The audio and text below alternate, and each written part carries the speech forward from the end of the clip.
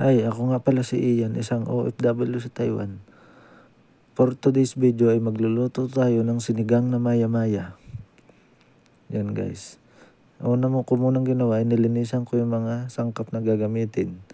Pinaggagayat ko ng kamatis, sibuyas, luya, okra, tsaka yung sili.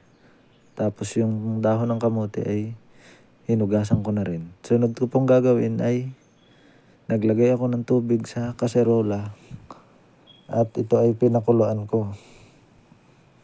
Yan guys. Una ko pong ilalagay ay kamatis. Ayan.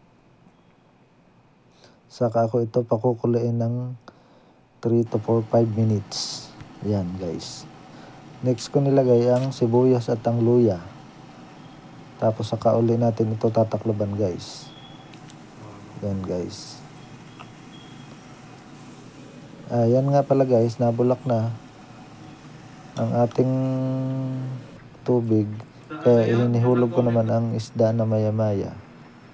Napakasarap ng lasa guys. Itsura pa lang, talagang magugutom ka na. Yan. Next ko pong ilalagay guys ang sinigang sa sampalok. Yan guys. Hinahalo ko lang ng para magbaligtad yung isda at para maging pareho ang luto niya. Yan guys. Nilagay ko na nga rin pala guys ang okra at ang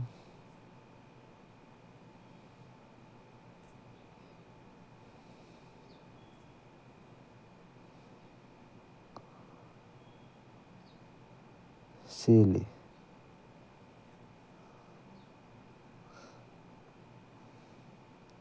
Sunod kong ilalagay guys ang dahon ng kamote. Saka natin ito tatakpan uli hanggang sa maluto.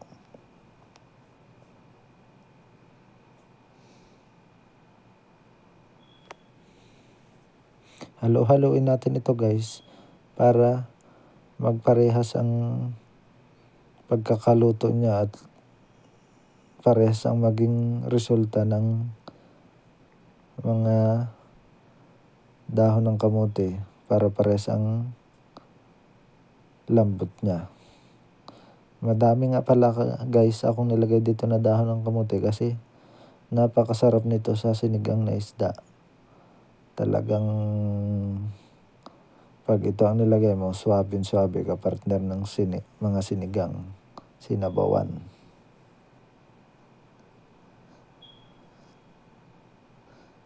Yan guys.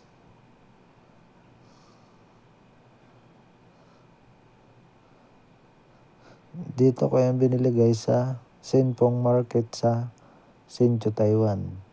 At niluto ko yan dito sa apartment ng ate. Kasama ko ang aking kapatid na lalaki. Nag-share kami ng gastos.